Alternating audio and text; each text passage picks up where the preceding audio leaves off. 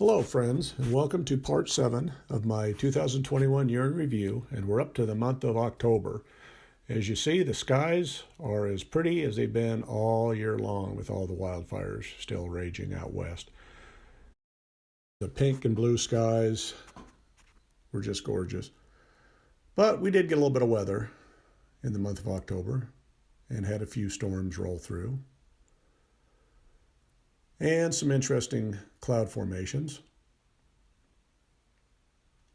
as well as a little snow in the mountains by the middle of October, the first dusting in the Wasatch Front.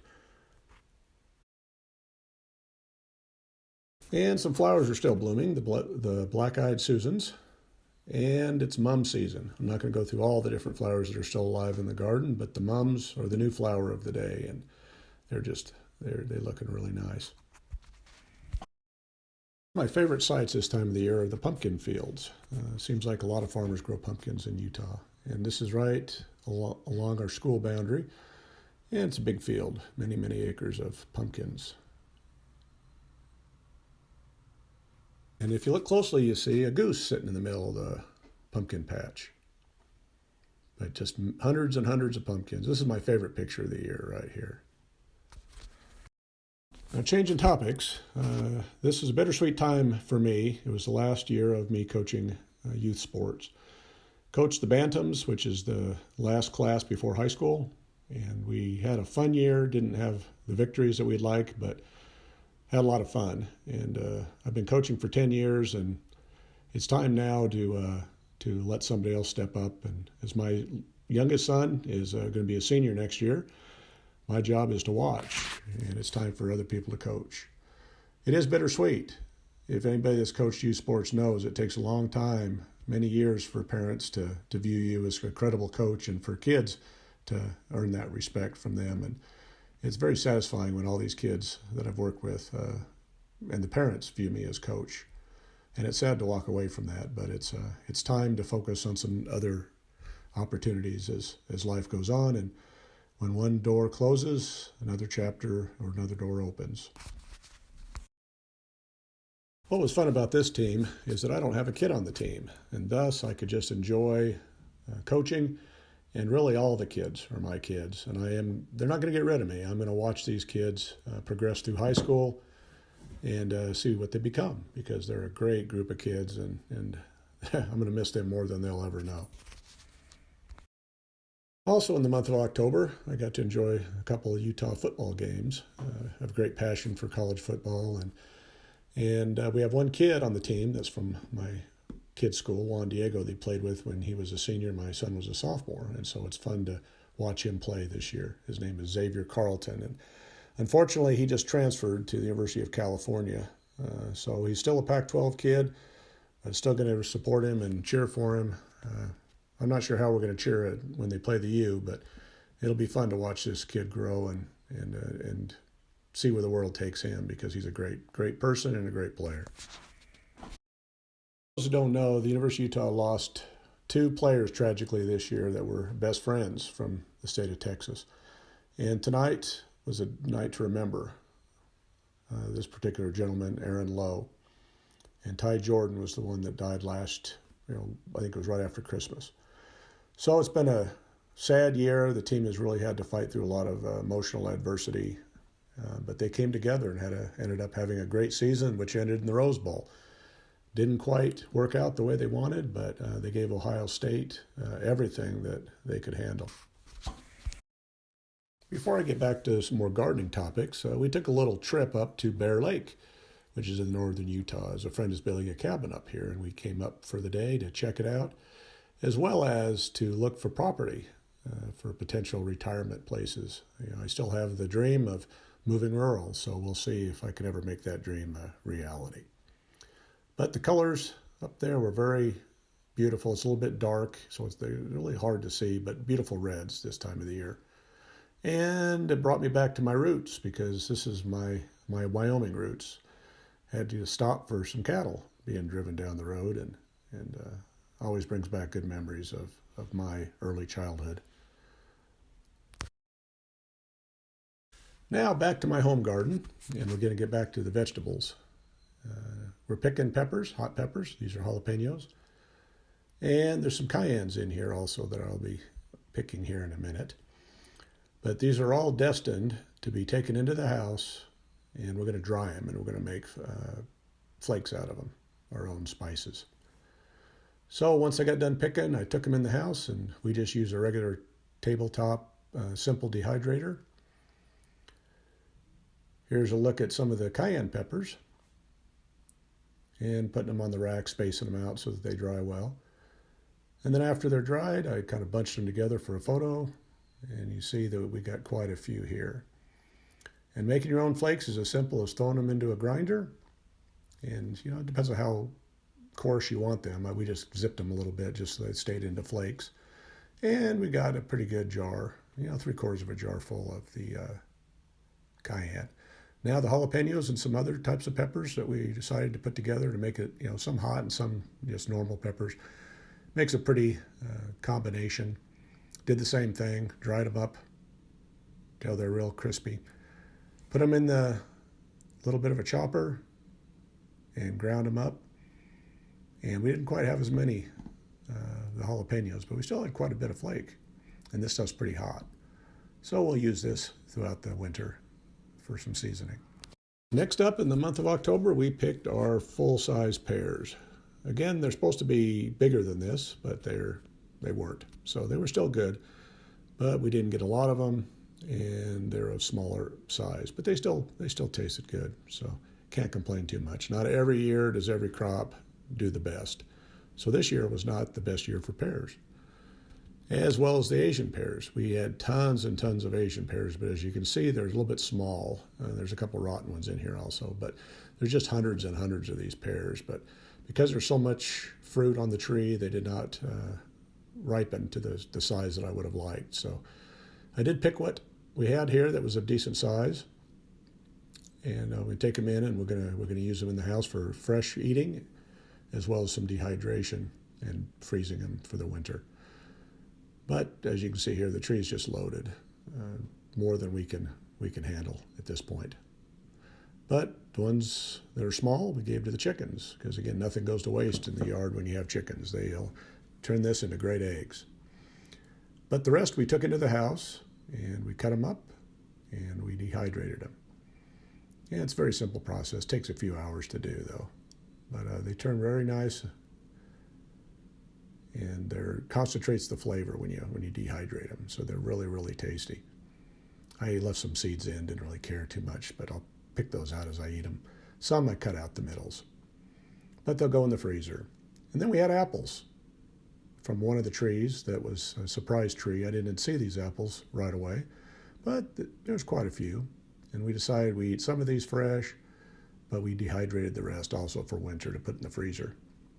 And I don't even remember the name of this tree if I even know it, but produced nice apples. And hopefully next year we'll get some bigger ones. They weren't as big as my espalier tree, but they're tasty. Now finally in the month of October, my pole beans actually produced some beans. I've been eating bush beans from the project garden for months now, but these pole beans took their sweet time, which it makes sense. They got to grow all the way up a tall trellis, but didn't get a ton, but we got some very tasty green beans. And we got some cabbage in the home garden. Nice head of cabbage. Pretty blemish free, didn't have any bug issues. And eggplant was still going strong. And here's a little harvest. Had some green peppers, tomatoes, and beans. That was kind of a common thing in October. Picked all of our winter squash. Those are the spaghetti squash, as you see. We cut them open and we were eating those. Now when you're growing vining crops, there's always a surprise. And here's a mess of bamboo. And look what's inside the mess of bamboo that climbed up. It is a buttercup. So we found a couple of buttercups in here today that I didn't see until now. So they're small, but they're ready to roll. There's the other one. It's laying on the ground. Never eaten buttercup. They're more of a dessert squash. They're a little sweeter than most, but they're very, very delicious. They go well. They've got really bright orange flesh with quite a few seeds in the middle, but they're tasty. Now the banana squash was next on the menu, and we had two monster banana squash. Now I weighed them, and I believe one was 9 pounds and one was 11 pounds. So we got a 10-pound average. So they're nice. I'm sure they get bigger, but not too shabby. Cut one open to make a soup, and we baked it, and then we chunked out the flesh and had a great soup. Now here's a look at the squash that we picked the last harvest outside. No more winter squash. That's it. We ate most of it. None of it's going to make it to winter, I don't believe, but oh well. Gotta eat it while you got it. And here's a look at it. We had a couple extra in the house. In the month of October, we had lots of grass damage from a very hot, dry summer. So I went through and did a video on how I repair this type of a mess. And just to thicken this lawn up. And I won't know how good my process went until this spring, coming spring, but did the best I could to get her back into shape. The parking strip was definitely worse than the main part of my yard. And this is the only grass I have in my yard. I don't have anything in the back. I do the back-teeing method with wood chips. But I need a little bit of grass for some nitrogen and feed some of the cuttings the clippings to the chickens. So as you see, this got baked next to the concrete. So to fix this problem, I rake up all the dead areas, just get it loosened up so that I can apply the seed mix. This is just a standard mix I got at the hardware store. It's got a little bit of a coating on it. It's got a little bit of a mulch and a fertilizer on it. As you can see, I sprinkled that out, and then I used humate, which is a kind of an ancient compost, and then I also used just some potting mix to cover up the seed, keep it moist, and then I brought some fall and winter fertilizer and fertilized everything. Now in early October, I planted my garlic in my raised bed. And got to overwinter it because it needs a winter cycle. And it's very simple. You just make sure you point the roots down and the tops up and just get it just below the surface. And it's, like I say, garlic is one of the easiest crops, but you do need to start it in the fall so that it overwinters and you have a good harvest. So I got some hay and I just mulched it all in nicely. And by the end of October, you'll see there's some growth. So it didn't take long for these to start coming up. And they'll grow until it gets cold, and then they'll just kind of hang out. Now the chickens, let them out in the yard. And I did a video on what happens when you let chickens in your yard. And I don't let them out all year. I only let them out when I'm pretty much done gardening. As you'll see here, they make a mess. They dig through everything and just have a good time eating all the bugs. And they eat all your plants. So here's a good look at a big reason you can just see why you don't let them out if you want any of these plants, because they go after them. And here's a half a cabbage. It used to be a nice head of cabbage that I missed, and they didn't miss it. They found it. But I do feed them, like overgrown zucchini this time of the year, just to kind of give them some more supplemental diet because there's not a lot of other things going on. And the chickens continue to roost up on top of the wisteria tree, and I could easily hop over the fence, but they don't. They just sit there and they enjoy it. Check the compost for the red worms, and they're doing awesome. So I just got to cover them in leaves, and they'll overwinter just nicely in my compost bin. Now, in the fall, you got to be careful of spiders. They like to come inside when it gets cold. And here is I believe it's a brown recluse that I found in my basement. So it met the vacuum cleaner, and then my wife made me stick the vacuum cleaner outside. So anyway, yeah, not a lot of fun, but you got to watch out for those spiders coming in the house when it gets cold. Positioning the project garden, we picked a lot of potatoes and carrots. And we continue to pick carrots into the next month. And there's some that always come out kind of interesting, kind of twisted. And I cut them up and started freezing because we got to have food for winter. And I even had a white carrot variety I've never grown before, so they turned out kind of interesting. And we picked the first of the leeks. Again, they grew quite a bit. They could get a lot bigger than that. But here's a look at the harvest in October. A lot of stuff going on still. Green peppers, eggplant, hot peppers, red cabbage, looks like, Anaheim peppers. We have some cucumbers, and then we have a lot of different varieties of potatoes. As you see, there's a nice red and a white variety there with some purple behind it. And we have carrots, as we talked about. There's lots of carrots, and I'll continue to grow or pick more carrots as the season progresses. There's always that funny carrot that you kind of have to have an imagination with, a sick imagination, I guess. Here's some tomatoes. lots of tomatoes, and a few turnips left that I didn't get the last harvest in September, and a couple leeks. So we have more leeks to pick, but I just picked a couple today, and here's a side view of everything. So it's a great variety. And I took the tomatoes home because we thought it was going to freeze at the garden, so I picked them all. Big potatoes. Happy with the crop overall, anyway. And here's a good look at some of the bigger ones. And the potatoes go into my storage baskets that I built in my pantry, and there's still lots more room, so I can grow a lot more. As fall comes, the leaves start turning brown, and then the leaves start falling off the trees, as you see a close-up. So this is next year's compost also. And my flowering pear trees in the back have put on lots of fruit for the birds this winter. And some of the other trees are putting on berries. So you got to take care of your wildlife in your backyard. And the colors are changing on the bushes. Beautiful bush. Very vibrant red. And a couple times this month I had fires, so you always got to have a fire, to enjoy the fall, and the air was good enough to have fires. We often have no burn days, but here in Utah, it's nice to have a fire.